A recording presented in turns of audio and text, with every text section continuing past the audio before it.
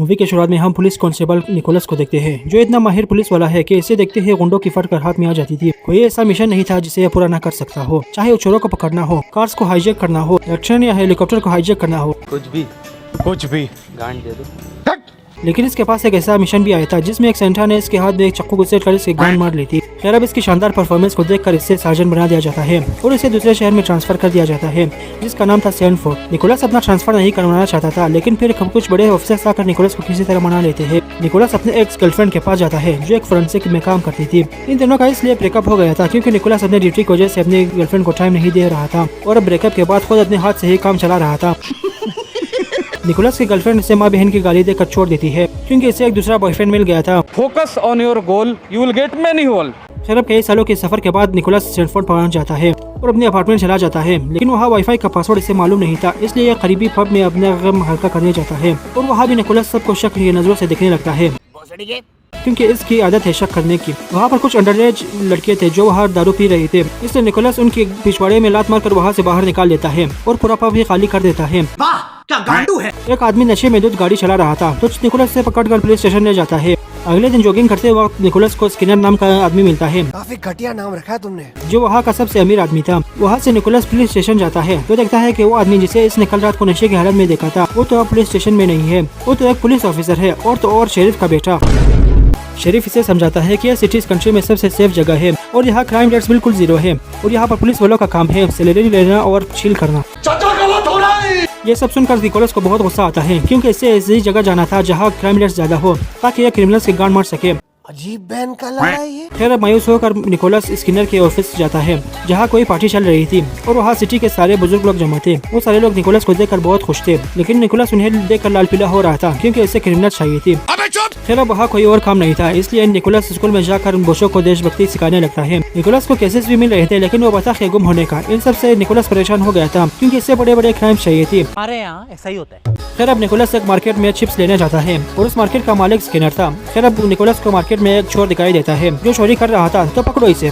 Nicholas को कितने दिनों बाद कोई ऐसा केस मिला था जिसमें यह पूरे दिल लगाकर काम कर सके, लेकिन स्किनर बहन का लोटा उस चोर पर कोई केस नहीं करना चाहता था क्योंकि उसका मानना था कि इसी तरह इस सिटी को क्राइम से फ्री बनाया जा सकता है। वाह क्या मुस्कुराहट है, जैसे मुंह में लिया हो आज ही। अब निकोलस शेरिफ के बेटे के साथ, जिसका नाम डेनी था, उसके साथ हाईवे में जाकर ओवर स्पीडिंग वाले गाड़ियों को देखने लगता है कि शायद यहीं पर इन्हें कोई केस मिल जाए। तभी इन्हें एक ओवर स्पीड करने वाली गाड़ी मिल जाती है जिसमें दो लोग थे और वो दोनों कहीं पर शूटिंग करने जा रहे थे। चलती फिरती कोके ना कोके। पहले तो वो आदमी काफी छोटा हो रहा था, तब निकोलस एक नोटबुक में उसकी सारी बातें नोट करने लगता है, जिससे इरिटेट होकर वो आदमी अपनी गलती मान लेता है और माफी मांगने लगता है तो निकोलस से चालान करके छोड़ देता है।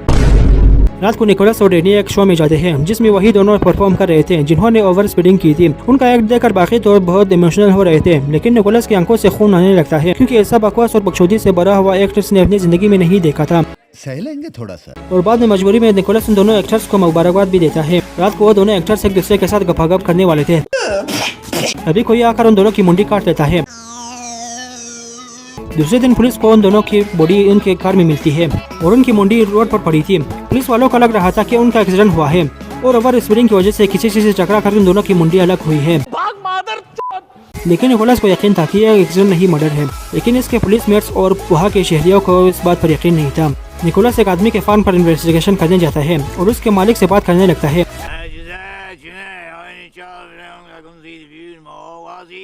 मनोज भाई क्या बात चल रही है? मुझे क्या पता क्या बात चल रही है, सबटाइटल थोड़ी आ रहे हैं। लेकिन इसकी बात को डेनी ट्रांसलेट करता है। वो आदमी निकोलस को केबिन के अंदर ले जाता है जहाँ पर पूरी तरह सारे गन्स की कलेक्शन थी। उस आदमी का कहना था कि ऐसे सारे गन्स कहीं से मिल गए हैं। खाओ माँ कसम, तेरी बहन की कसम। तो निकोलस उन सारे गन्स को अपने कस्टडी में ले लेता है। वो सारे गन्स को पुलिस स्टेशन ले जाकर जाता है। अब निकोलस और डेनी एक दूसरे के लंगोटिया यार बन गए थे, इसलिए दोनों बहुत सारे दारू पीने लगते हैं। वहीं पर दारू में दूध एक आदमी था जो उन दोनों एक्टर्स का बहुत अच्छा दोस्त था और यहाँ उन दोनों के गम में रम लेने आया था। तो निकोलस और डेनी उस आदमी को उसके घर ड्रॉप कर देते हैं।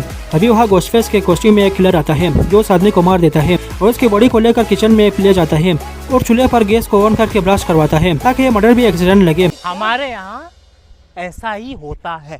तो दूसरी तरफ निकोलस और डैनी मस्त से टुल होकर मूवी देखने लगते हैं और दारू पीने लगते हैं। दूसरे दिन पुलिस वालों को उस आदमी की बॉडी मिलती है, तो वो फिर से इससे एक्सीडेंट बोल करके इसको खत्म करते हैं। अरे बाबली गांडों से पाला पड़ गया। लेकिन निकोलस के दिल में शक था कि ये फिर से एक एक्सीडेंट नहीं मर्डर है। कुछ दिन बाद शहर में एक फेस्टिवल आता है जिसमें सारे लोग काउबॉय का कॉस्ट्यूम पहने हुए थे। वहाँ भी निकोलस अपना होकाई जैसा एबिलिटी यूज करता है। तो डैनी चूतियापंथी में वहाँ एक आदमी के तीसरे पैर में गोली चला देता है। वह एक रिपोर्टर आता है और निकोलस से कहता है कि इससे उस आदमी की मौत के बारे में कुछ मालूम है जिसकी मौत ब्लास्ट से हुई थी। तुम्हें कैसे पता चला? इसलिए 3 बजे को आओ शमशान घाट में। वो माल देने को बोला रहा है कि जान देने को बोला है? लेकिन ये क्या, निकोलस को कब्रिस्तान जाने में देर हो जाती है, तो वही गोस्टफेस वाला किलर आकर एक बहुत बड़ा पत्थर उस रिपोर्टर के ऊपर फेंक देता है, जिससे वो रिपोर्टर निकोलस के सामने ही मर जाता है।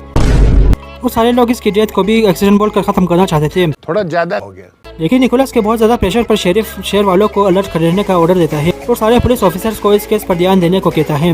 निकोलस को शक था कि ये सारे इंसिडेंट जरूर एक दूसरे के साथ जुड़े हुए हैं। एक दिन डैनी का बर्थडे आता है और सब लोग इसकी बर्थडे सेलिब्रेट करने लगते हैं। तो निकोलस डैनी के लिए एक फ्लावर लेने जाता है। तो बातों बातों में शॉप की लेडी निकोलस को बताती है कि इसके शॉप को दरअसल वही आदमी लेने वाला था जो नशे में डूबता और मारा गया था।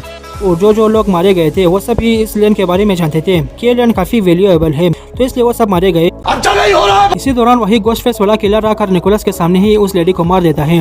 लेकिन निकोलस सिर्फ उसका पीछा करता है, लेकिन वो किलर वहाँ से भाग जाता है और ये सिर्फ देखता रह जाता है। लगता है कच्चा खिलाड़ी है।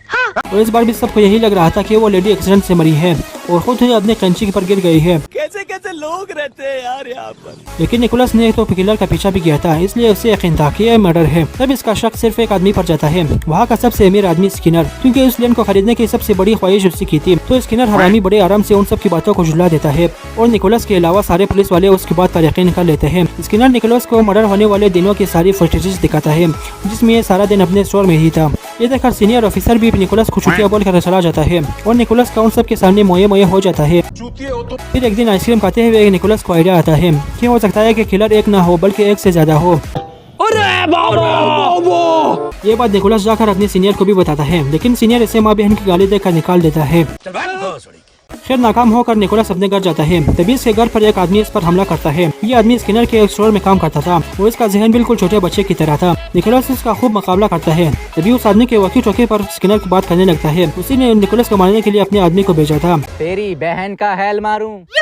ये बात निकोलस फोन करके अपने सीनियर को बताता है। तभी वहाँ डैनी भी आ जाता है। तो निकोलस डैनी को उस आदमी के पास छोड़कर खुद स्किनर के गांड मारने जाता है। तो निकोलस को स्किनर के घर पर बहुत सारे गोस्टफेस वाले कॉस्ट्यूम वाले लोग नजर आते हैं, जिसमें स्किनर के साथ निकोलस का सीनियर और साथ ही साथ शहर के सारे बुजुर्ग लोग मौजूद थे जो गोल में कॉन्फ्रेंस कर रहे थे। निकोलस उन सबको अरेस्ट करने की धमकी देता है, लेकिन उन सब के पास हर तरह के असलहे मौजूद थे, जिससे वो सब निकोलस के गांव में घुसेरने के लिए उसके पीछे भागने लगते हैं। भागते भागते निकोलस एक अंडरग्राउंड टनल में गिर जाता है, जिसमें बहुत सारे लोगों के कंकाल थे और ये सब वही लोग थे जिन्हें इस गैंग के बारे में मालूम हो गया था। इसलिए सारे बुजुर्गों ने मिलकर उन सबको मार दिया ताकि उनका राज रहे। इसी तरह करके ये सब कोई क्राइम पब्लिक नहीं होने देते, जिससे ये सिटी कंट्री का सबसे सेफ सिटी बन गया था, क्योंकि पुलिस के सीनियर्स भी इनके साथ शामिल थे। खैर अब सारे बुजुर्ग लोग भी वहाँ आ गए थे। तभी डैनी आकर निकोलस को उसके शोल्डर पर स्टेप करता है, क्योंकि वो भी इस गैंग में शामिल था। ऐसा मासूम चेहरा है कि छोटे बच्चे गोद ले लें इसको। फिर वो निकोलस की बॉडी को अपने कार के डिक्की में डालकर उससे फेंकने जाता है, लेकिन ये क्या, वो निकोलस को दूर जाकर बाहर निकालता है और निकोलस भी अभी तक जिंदा था। डैनी ने यह सब निकोलस की जान बचाने के लिए किया था, क्योंकि वो इस गैंग का हिस्सा नहीं बनना चाहता था। डैनी निकोलस को कहता है कि वो वहाँ से दूर चला जाए ताकि वो जिंदा रह सके, लेकिन निकोलस को उन सारे लोगों का बदला लेना था जिन्हें मारकर अंडरग्राउंड में फेंका गया था। वो जाकर एक स्टोर से अपने लिए एक चाकू खरीदता है और वापस शहर जाने लगता है। ये देखिए आंखों से ही मार तोड़ देंगे इनकी। और जाकर एक बुजुर्ग और उसकी माँ को बंदी बना लेता है, क्योंकि वो दोनों भी इस गैंग में शामिल थे। क्यों बंदी बनाने हैं? मैं बंदा अच्छा लगता है? मेरा जेंडर क्यों चेंज कर रहे हो? वहाँ से निकोलस पुलिस स्टेशन जाता है और कस्टडी में मौजूद हथियारों में से बहुत सारे हथियार लेकर उन सारे बुजुर्गों की जान मारने निकल जाता है। वो एक घोड़े पर बैठकर उन बुजुर्गों के सामने जाता है और अंधाधुंध फायरिंग करने लगता है। और सारे बुजुर्ग भी पूरी तरह तैयारी करके आए थे, लेकिन इस तरफ डैनी निकोलस की मदद को आता है और ये दोनों मिलकर उस गैंग के बहुत सारे लोगों को मार देते हैं। इनमें से एक बुजुर्ग प्रिंस निकोलस को बातों में उलझाकर शूट भी करता है, लेकिन निकोलस ने एक बुलेट प्रूफ जैकेट पहनी हुई थी, तो उसे डैनी मार देता है। फिर इन दोनों पर वही पब वाले कपल हमला करते हैं जहाँ निकोलस दारू पीने जाता था और वो कपल भी उस गैंग के मेंबर्स थे। निकोलस उस आदमी को मार देता है। तभी वहाँ डैनी के डेड बहुत सारे पुलिस ऑफिसर्स के साथ आ जाता है और निकोलस को अरेस्ट करने का ऑर्डर देता है, क्योंकि वो भी उस गैंग का मेंबर था। लेकिन बाकी के पंटर पुलिस वाले उस गैंग के बारे में नहीं जानते थे। वो सिर्फ ऑर्डर फॉलो कर रहे थे। तो निकोलस उन सबको उस गैंग के बारे में बताने लगता है और उन्हें समझाने की कोशिश करता है और वो सब समझ भी जाते हैं। ये देखकर डेनी का डैड वहाँ से भाग जाता है। फिर निकोलस पंटरो को लेकर स्किनर के स्टोर चला जाता है क्योंकि इस गैंग का लीडर ही स्किनर था। उस स्टोर के अंदर स्किनर भी पूरी तरह तैयार था। सबसे पहले वो अपने उसी आदमी को निकोलस के ऊपर छोड़ देता है जिसने निकोलस पर उसके घर पर हमला किया था। बाकी के ऊपर वो अपने स्टोर के वर्कर्स को हथियार देकर बेच देता है। स्टोर में एक घमासान फाइट होती है जिसमें वो आदमी निकोलस पर भारी पड़ रहा था, लेकिन निकोलस किसी तरह उस पर काबू पा लेता है। इसी दौरान स्किनर वहाँ से भाग जाता है और निकोलस और डेनी उसके पीछे। इनके दरमियान 3 घंटे का चेस चलता है और आखिर में उसी मिसिंग बतख की वजह से स्किनर के कार के एक्सीडेंट हो जाता है। जैसी करनी वैसी ममता कुलकर्णी। लेकिन निकोलस और डेनी उस बतख को हिफाजत के साथ रेस्क्यू कर लेते हैं। अब स्किनर अपनी जान बचाने के लिए एक बच्चे को पकड़ लेता है, लेकिन वो बच्चा तो इससे ज्यादा हरामी था। वो स्किनर के हाथ पर काट कर छूट जाता है तो निकोलस स्किनर को पकड़कर खूब धोता है। बहुत मारा, मतलब मार। आखिर में स्किनर अपनी बकचोदी की वजह से खुद एक बड़े से कील के ऊपर गिर जाता है जिससे वो कील इसके मुंह के आर पार हो जाता है, लेकिन ये अभी भी जिंदा था। दूसरी तरफ डेनी कार्डियर अपने बेटे को ही हॉस्टेज बना लेता है, लेकिन डेनी उससे गन छीन लेता है। तो डेनी कार्डियर वहाँ से भागने की कोशिश करता है, लेकिन कार में वही बतख मौजूद थी जिसकी वजह से वो पकड़ा जाता है। आखिर में स्किनर और डेनी के डैड को पुलिस वाले पकड़ लेते हैं और पुलिस सीनियर्स निकोलस को बताते हैं कि अगर निकोलस चाहे तो उसका ट्रांसफर कहीं और हो सकता है, लेकिन निकोलस उसी शहर में रहना चाहता था क्योंकि वहाँ पर इसके बहुत सारे दोस्त बन चुके थे। आखिर में एक बुजुर्ग जो रह गया था वो निकोलस पर शूट करता है, लेकिन वो गोली डेनी अपने सीने पर खाता है। तो निकोलस को इतना गुस्सा आता है कि वो पुलिस स्टेशन में ही मौजूद बारूद से उस बुजुर्ग को उड़ा देता है। इस ब्लास्ट से पूरा पुलिस स्टेशन गिर जाता है और आखिर में डेनी भी मर जाता है। क्या? कैसे? अब हम 1 साल बाद का टाइम देखते हैं।